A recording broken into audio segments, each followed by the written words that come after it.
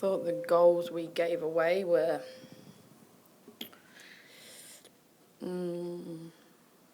just not.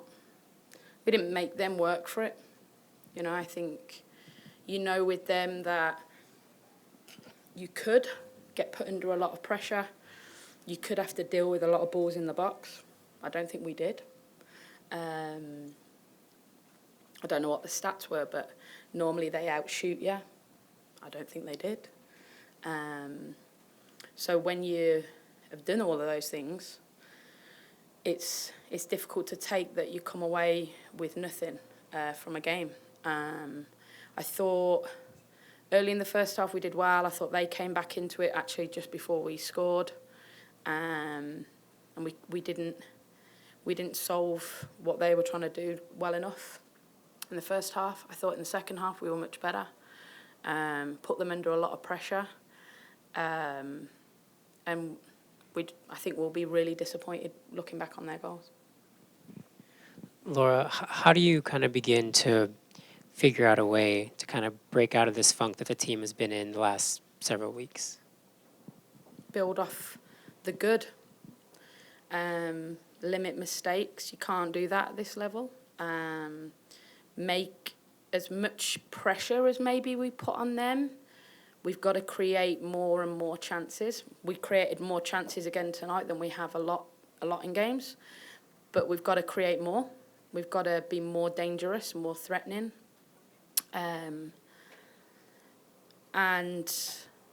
I think the most disappointing thing is we've played Carolina a lot and we've been under a lot of pressure. And I thought tonight was the least amount of pressure they've ever put us under. And to come away with nothing is the most disappointing thing. I think there was periods in our play that we were really good. So it's not all doom and gloom. If we weren't creating, which we weren't 3 weeks ago, I'd be more worried. But this team is built off being hard to beat. And I think we give the ball away in our own half. We never solve that on their first goal. The player on the ball gets too much time. Rach dives in a little bit on the second goal and then never recovers.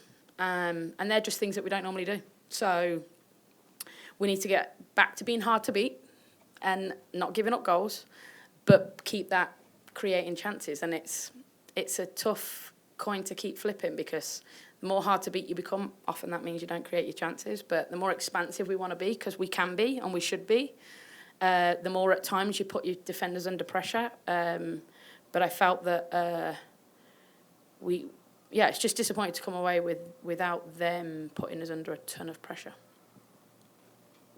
This, I believe, is the first time this 11 has started together, and it seems like your strongest 11. Is there something to that there's maybe a lack of familiarity or anything No. that the first time they've been together?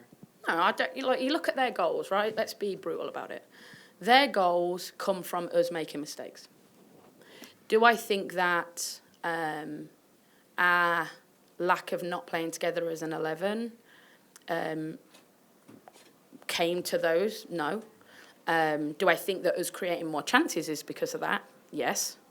And that's the thing that we have to make sure we build off, is when we have our best players here and we want to play expansively, we have to make sure that we give nothing away on our end. And that comes from being really diligent defensively and not giving anything away.